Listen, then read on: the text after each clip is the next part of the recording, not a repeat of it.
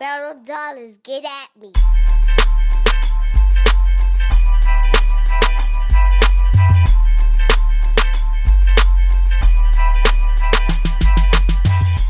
Lottie, how are you? You already know who I am. Shantae Williams, aka Scars and Makeup. Today I have here the one and the only Damon, aka Boro Dollaz. What's up? What's going on? How you feel? I'm good. Right. Life is good for you? Trying to make it. Yeah, I see you doing some good things out here in these streets. I'm trying, man. You know, I gotta represent. Definitely. Harlem on the rise. Definitely. Yeah. You hear that? Harlem Yeah. on the rise. Working. Upcoming. Yes. Yes. So I got a couple questions for you, Boro Dollaz. Okay. Heat. You got a lot of heat. I just Trying. gotta show that. He got a lot of heat. I'm trying to work. Definitely got some heat. Yeah, I'm trying to work on this mixtape, called Kicks and Snares. So, Dope. So let me before you jump into everything, let me just ask you a couple questions. When you first heard the word Scars and Makeup, what were your thoughts? Scars and Makeup.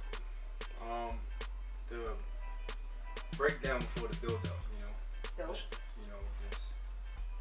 coping with yourself, finding who you are, and not always cover yourself up, but to let the world know that you did go through a struggle, and not someone can relate to your story. In order for someone to see your struggle, you gotta take the makeup off. Maybe they can relate to your story. So everybody goes through something in their own way, but when someone sees someone else going through something and how they overcome it, then they can take that as a life experience, a life learning situation, stuff like that. So Boro Dollaz, let me ask you this question: what does Scars and Makeup represent to you? Scars and Makeup represents me. I can relate to it, because growing up in Harlem is so much that can deter you from your dreams and finishing school, and so much bad influence, but also good influence, and the people that you grew up around, everybody venture off somewhere, and you have good friends, you have bad friends.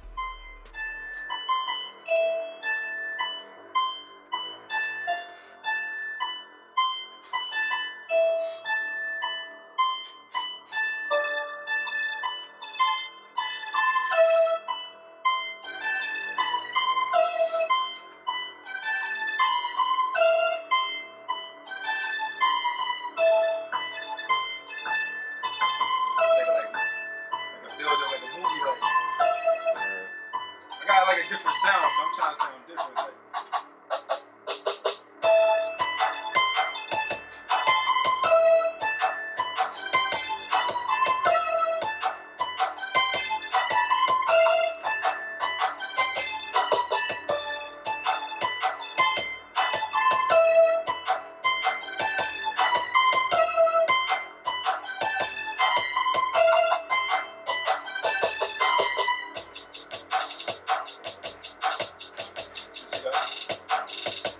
I got the idea from Meek Mill's Dream Chaser. Yeah. I guess build up and crazy. Yeah, so the scars is you being taught something in life, and the makeup is the recovery, what you learn from your scars. And sometimes you may hide it from people that you don't want them to know that what you've been through, but it still come out. So the makeup is not too deep. The makeup is just right. Sometimes you get a laceration in your face and you put makeup on, but you still see the lump or something because from the scratch or the laceration. And people ask you what happened? How you get that scratch or that cut? Because your face is beautiful, and when you try to hide things, you still see it no matter what. So this is based on falling and getting back up and just trying. And we all got them little bruises where we remember from childhood, little bumps in the head, scratches, and as we grow older, the mark is still there. We remember I was in that swing park. Mama told me stop flipping, and I still flip, and bust my. So let me ask you this: the fact that you just converted those words into lacerations and official scars, would you say those scars are a part of your beauty mark throughout life, growing up? Yeah, I feel any scar could be a part, because you still got to walk outside in the real world, you know, and people gonna judge you regardless, Right. you know, and people look at you and you know, you gotta live with it. So Absolutely, I'm one of those. But yeah. Metaphorically speaking, that's how I picked the word scars and makeup, and you convert it to whatever you want. Mm-hmm. So talk to me about you, your life. What led you up to being this hot producer that's making all these beats, and you know, tell us about Boro Dollaz. Well, it all started at a young age. In grade school, I used to beat on the table a lot, and you know. Grade school? Yeah, grade school. I used to beat on the table a lot, and one time my teacher called home to my mom, and she was like, "Your son in here beating on the table again. He's distracting the class." And I got my ass whipped, you know. Of course. You know, I got my butt beat, you know. Just in case you gotta edit that. No, we don't gotta edit. Trust me, you good. So I got in trouble, but I still consistently beat it on the table. It was just the riled up and people dancing. I had my friends that rhyme, you know. Right. I always wanted to get into music, and the music was always around me. My father used to DJ, you know. Right, my uncle used to work with Def Jam, you know. Shout out to Gutter.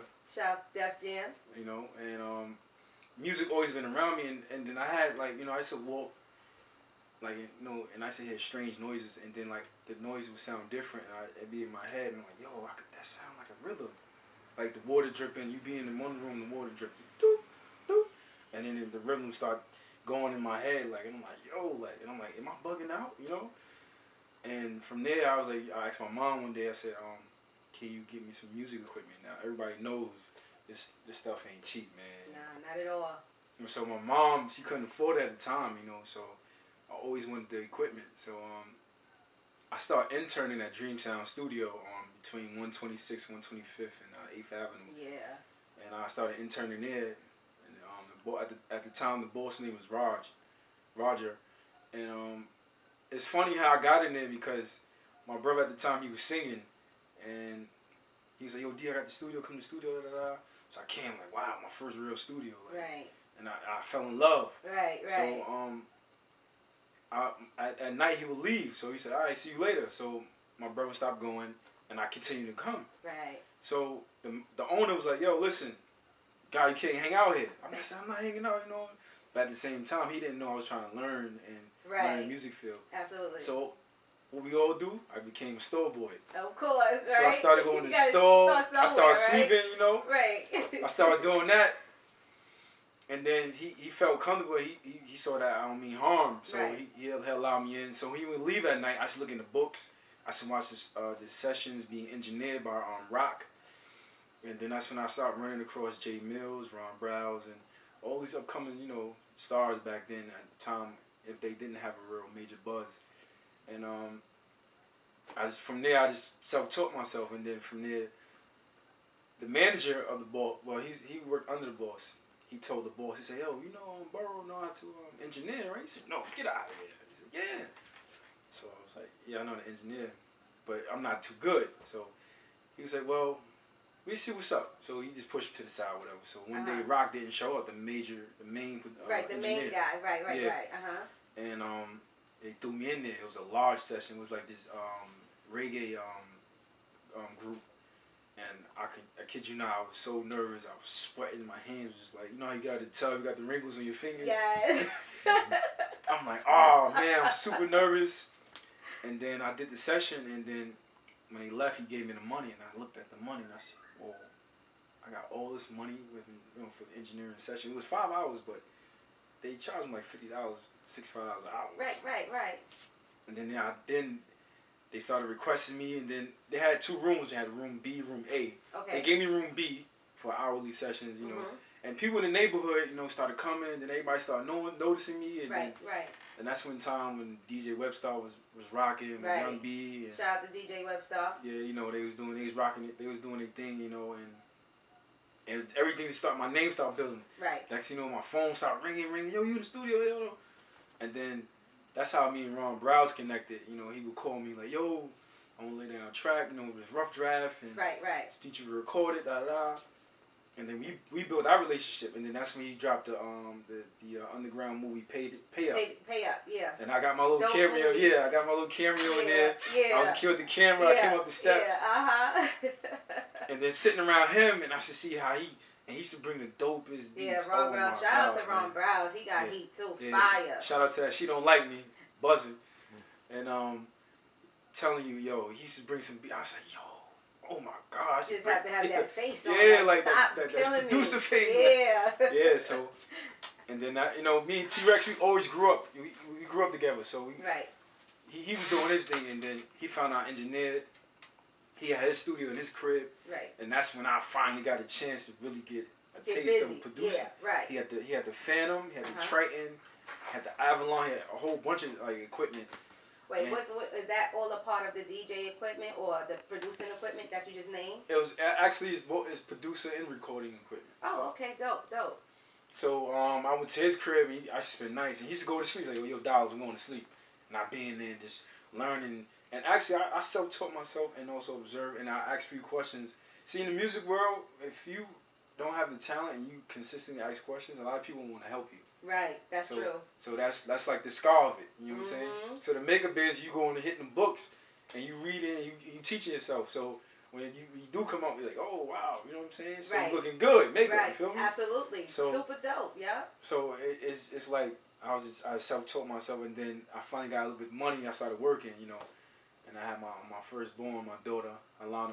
Shout out to Alana. Yeah, if you hear the voice drops, that's my daughter. Yeah, of course it is. And she got that #1 beat at all the kids, like, you know, get crazy. Yeah. Yeah, so from there, you know, history in the making, and I mean, my first bought this thing. I said, yeah, I got it. And I sat on the bed. I said, I don't know how to work it. So I was like, damn. So I just went back to the makeup. Started reading and watching DVDs, and then I made my first beat. And you know how you call your family members when something first happened? Right. My pops call everybody, yo. So they say, yo, that's dope, you did that? And I let some of my coworkers and friends hear it, and then they had this guy from Brooklyn called Feature P, and he was like one of the dopest artists that jumped on one of my tracks. And then I went to a studio session, and I got my first, you know, and yo, man, it was just history in the making. And now I've been producing like 3 years now, so March make 3 years. So I mean, this is where I'm at now. This is my scars and makeup story, you know. And this is what I like to do. It's not I'm doing it for the revenue. I'm doing it because it's a hobby. Like when I put them headphones on, take me out of this world, take me away to my own little zone. And it's like, you know, like a basketball player when he suit up, all he sees the court, the referee, and the basket. He not really paying attention to the crowd really, because when he's shooting free throws, you gotta make them. So definitely, I definitely respect the grind. Definitely, for me, you know, we growing up around here in Amsterdam Avenue. Yeah, shout out to Mr. Commercial. Yeah, yes, Commercial. You know what I'm saying? I was on my rapper tip. You know, listen, I was on my rapper tip. He put inspiration, and then, you know. Definitely. Shout out to Mr. Commercial. Found a little SNS. Yes. SNS. DJ SNS. Yes. Yeah. That and moment. we actually all grew up. Yeah. Over here, like I said, on Amsterdam Avenue. Yeah, that's right. So like I said, History. It's a blessing that we up here doing something. We making magic happen. Yeah, Mr. Commercial. Yeah, Mr. Commercial. Got it. You know. So that's my boy for life. So. You know. That's what's up. That's what's up. So a lot of people feel as though I gotta go to school for this, you know, I'm not that nice, or I can't afford it. But you, Boro Dollaz, you sitting here and you said you self-taught yourself. You looked, you observed, you asked not so many questions, but the most important questions. What questions did you ask certain people? First, I asked myself, where's my ambition, and do I really want to chase this? Because you have a lot to lose. And the questions I ask people is, you know, what is the regular ingredients? What is the basics? You know, what do I need? How can I start off? You know, you don't have to give me the full effect. You know, right. So. Just guide me or direct me. Yeah. And I can go. But most of the time, they call me secret squirrel. I sat in the back and watched. I'm very observant. So I just watched. I sat in the back and watched. Like, you know, oh, that's how you do that. You know, I had one engineer. He used to do so much. He used to work so fast because he knew. When they told him I was trying to learn how to become a better engineer, he started doing stuff fast. Like I guess he was trying to be funny, but at the end of the day, right. Oh, shout out to Nick Howard too. I work with Nick Howard. Crazy nice. Okay. Dope engineer. Okay. Nick Howard. Woo. Okay. That's when I was in Whitestone, Queens, over there in the studio over there. Man. Okay. Dope engineer. All right. Okay, so being that you have certain shoes to fill, or should I say, do you feel like you have certain shoes to fill because you come from a musical background and things of that nature? Like, do you feel like I gotta fill my pop shoes or my brother's shoes, or situations like that? Or do you feel like, listen, I'm a man, I got my own shoes to fill? Well, I look at it like this.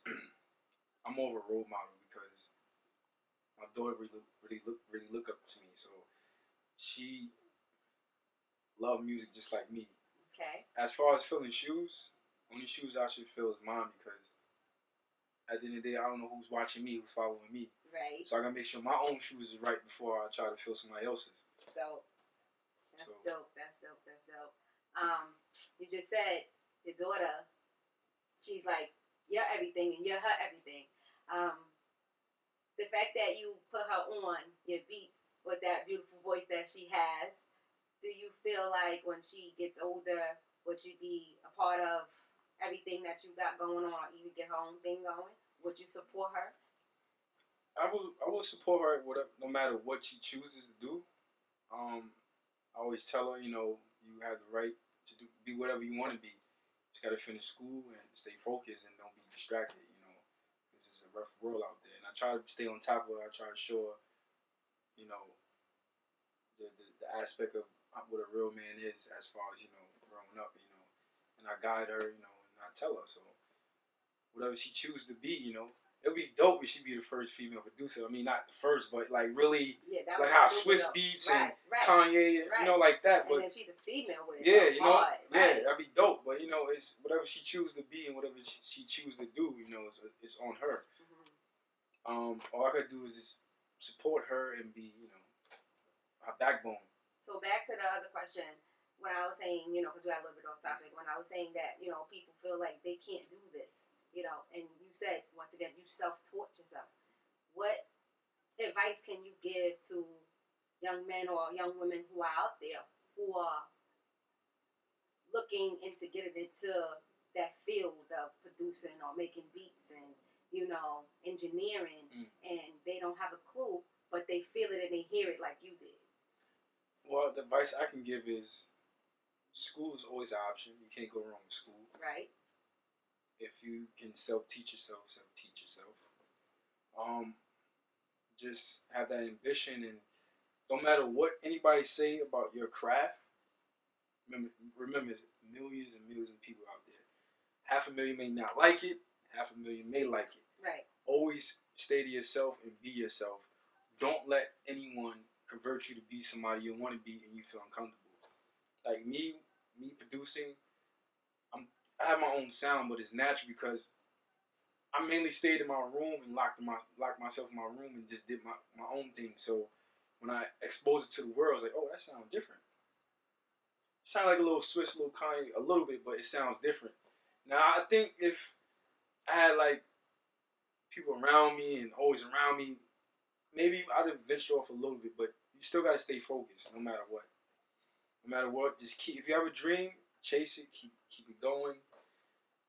Just keep your head high. No matter what, you're gonna go through the roughness, and you're gonna go through a whole bunch of things. But you just gotta stay focused. Scars and makeup. You gotta get the scars before you can make it up.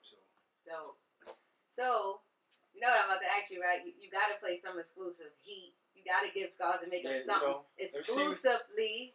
Boro Dollaz, exclusively. You gotta give us something. You see if I got something over here. Let me see. Let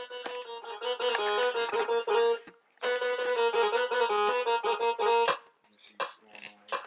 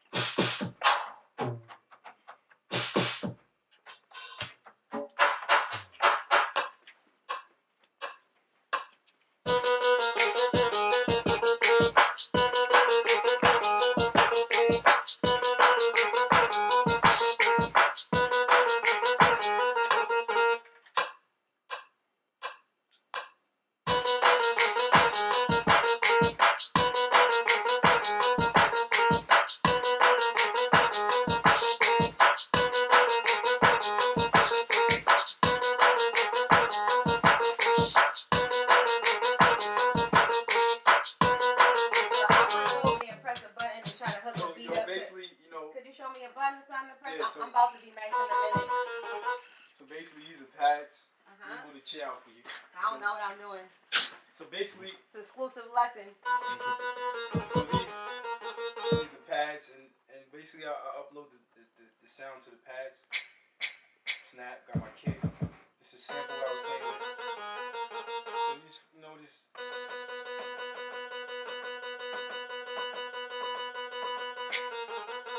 So you just play around with it, So you just give it a try. Let me see. So this is the sample, right? Yeah, that's a sample. This is the kick snare. Okay, so.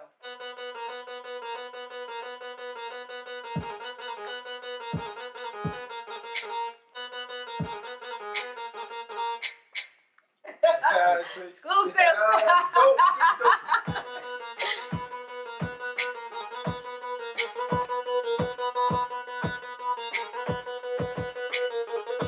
Magic fingers right there. Just playing around. But I got some exclusive tracks, I could play, give you a taste. Yeah, I definitely. This is an exclusive interview, so I gotta get some exclusive tracks. Boro Dollaz, once again, y'all. I'm playing one of my dopest tracks. Everybody love. Did I hear this one already? You probably did. I played one of those, and then I played something nobody heard yet. But this track right here specifically is Bike Life track, and in Harlem, Baltimore, Philly, Miami, Bike Life is real big. So right. So when I made this track, I wanted to dedicate this to all the bikers, ATV riders, and two-cycle and motorcycle, Harley Davidson. If you're a bike rider, you're a bike rider, So we about to ride, y'all. So I just wanted to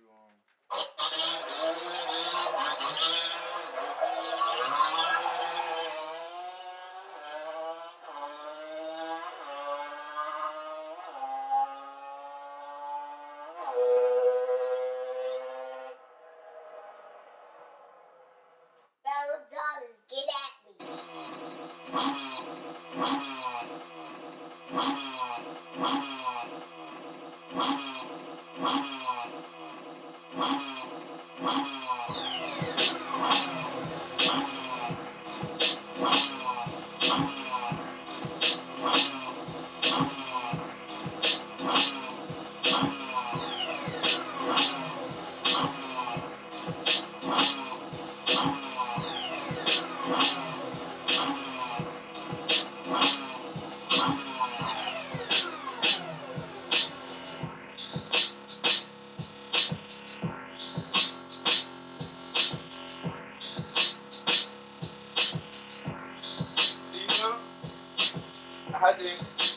I had to incorporate the bikes in there, So we wanted an exclusive joint, Let me see. We want something real exclusive, nobody really heard before. No, I want some fire, some heat, something exclusive. So when somebody does pick that up, when you heard it first, Scars and Makeup, definitely gonna have heard it first from here. Let me see.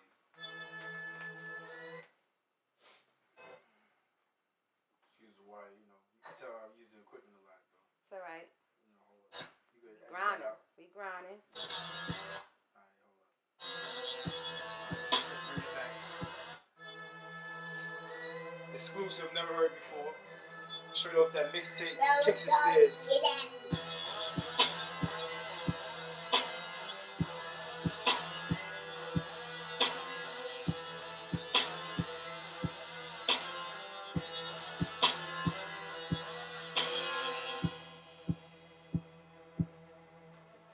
Like this.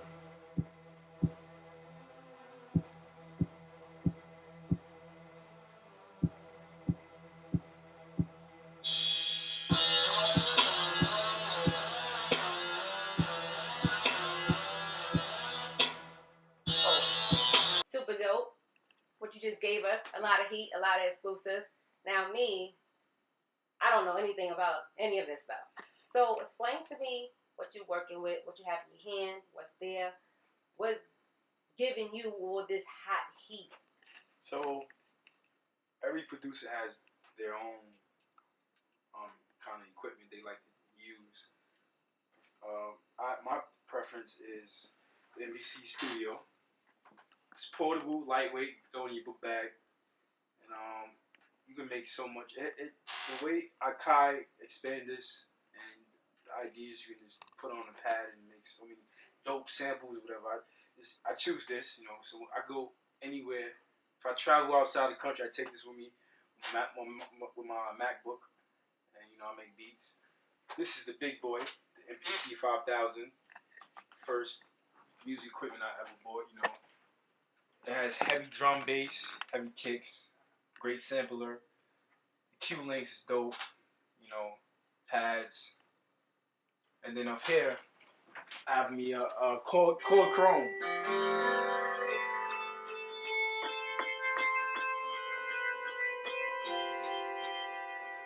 It has good key sounds, multiple key sounds, and I placed the tape on it because, like I tell you, I self-teach myself. So these A B C D E F G, So, okay. And this is my Elise MIDI keyboard. So when I travel, I can take this, and when I lay down keys, I can use this along with my MPC Studio. Okay. And then over here I have the Yamaha speakers. One of the dopest. I love these things. A lot of that knocking out your car stereo comes from these Yamaha speakers. Okay. I got Pro Tools 10 also. So everything's still under construction.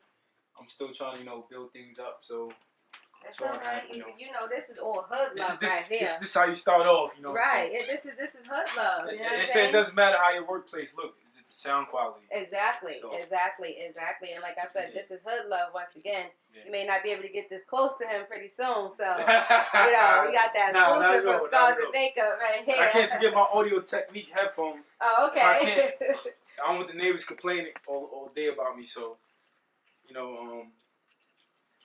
got the little Audio Technica headphones, and real dope, good sound quality. So I definitely shout out to them making these. So everything is pretty much portable, so you could travel. Yeah, that's how things are now. I mean, nothing's really stationary in life. Why do you think they make cell phones? Absolutely, of course, absolutely. Everything else that everything is about portable, like taking on the go. That's why they created apps and all this stuff. So when Akai came out with this, the first person I seen this with was Swiss Beats, and I'm like, what is that?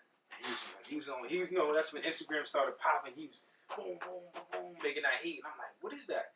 And I did my research, and I said, oh, okay, so that's my next investment. And I got the gold one, which is the antique. This is the exclusive one. Mm-hmm. The original color is silver, and it's real dope, man. So everything that you showed me on MPC 5000, you can do on Akai. Exactly. Right? Only thing with this has a program, so it's more like if you guys out there use Fruity Loops, well, Akai converted like Fruity Loops mixed with MPC. So basically, you have option to use your pad, or you can go in the computer, which is I can pull up right here for you. Let me pull up the program. It's gonna load up, and see MPC Production Center. Right. And so basically, this is your format, your workflow, add your sounds, your keys here, and then this. You see how this responds to this. Right. I'm looking at it. Okay. And then this responds to it, and you connect it. Because everything is hooked up. And then over here, you got your sounds and stuff. Right. So and then there you go, and then. So once you start pressing on things, and you can make things happen, and everything is it's like recorded. People that like Fruity Loops, but also use the MP. Now you got two in one. Right. Okay. Like I said, everybody's comfortable with what they use. Right. Me, I'm comfortable using this. Right. Okay. Okay. This is my workflow. This is what I invested in. Boro Dollaz, I just want to tell you that I appreciate this exclusive interview with Scars and Makeup. I just want to say thank you for letting me in, showing me, teaching me. Even though I ain't got it.